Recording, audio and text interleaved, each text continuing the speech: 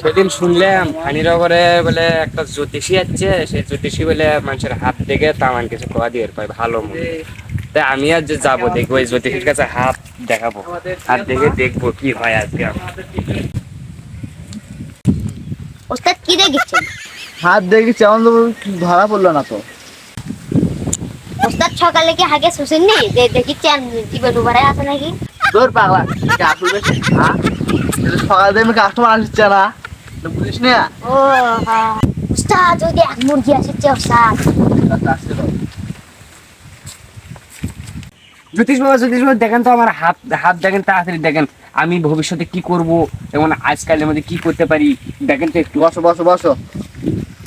আমি দেখেছি তুমি রাত্রেবেলা চোখ বন্ধ করে ঘুমাও, গোসল করে তোমার গাও ভেজে, আর প্রচার করতে তুমি হলে চেন খোলো। ওস্তাদ এগুলো তো সবাই করে, এগুলো তো ধরা পড়বো না। বস বস বস। আমি যা বললাম নাকি তা সত্যি বললাম? হ্যাঁ জ্যোতিষ বাবা। আমি দেখেছি তুই ভবিষ্যতে অনেক টাকা ইনকাম করবি। আমি যা বল সব ঠিক হয়, এখন তুই যা দিবি আমি তাই নেবো। বাবা কত দেবো বাবা? ভক্তরা যা দেয় আমি তাই নেবো। যা তুই 50,000 টাকা দিয়ে আমার যা। বাবা আমি বাড়িতে গরু বেশি টাকা নিয়ে আসতেছি বাবা। যা। বাবা জয় বাবা, জয় বাবা। যা বাহ বাহ। ওস্তাদ ভালোই তো বোকা বানাইলে, ফাটতে খালি 50,000 টাকা কামাই হয়ে গেল আমার। বস বস, আরো হবে কি হয় না এখনো। ব্যাপারী সাহেব চলেন, আমি একটা গরু বেচবো, দেখেন এই গরুটার কত হবে, আপনি দাম করে চলেন নাকি? চলেন চলেন আসো আমার বাড়িতে চলেন। ব্যাপারী সাহেব দেখেন এই গরুটা আমি বেচবো, এই গরুটার দাম কত হবে? দেখছি বেশি মোটা দাদাও নয়, ছোট বয়সও কম, 40,000 টাকা দেবো। না হবে না, একদম 60,000 টাকা দিতে হবে আমার।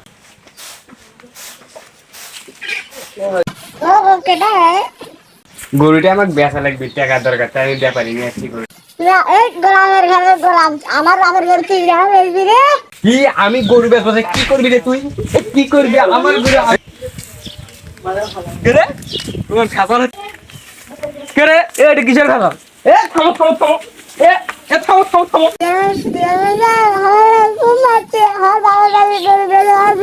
তুই গরু বেচে কি করবো? হ্যাঁ গরু এত তোর টাকার কিসের দরকার সেটা কথা হোক।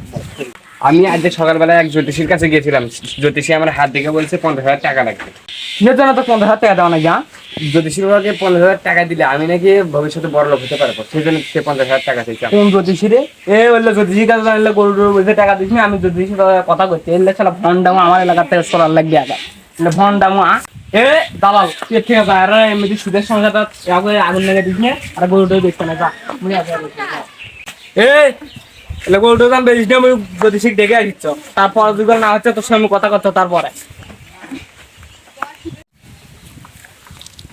এই ভন্ড জ্যোতিষী আবার আমার ফানিনগর কোন দিন আসছে রে?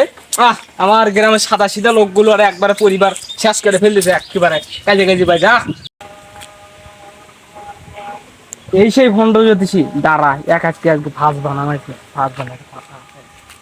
বাবা আমার হাতটা না দেখেন তো বাবা। বাবা বসো বসো বসো বসো বসো।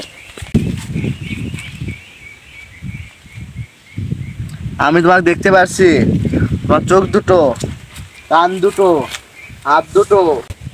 আরে বাবা এটা তো সবারই থাকে, বাদে অন্য কিছু কও দেখি, যেলে মানে ভবিষ্যতে হইতে পারে, সেলে কও না।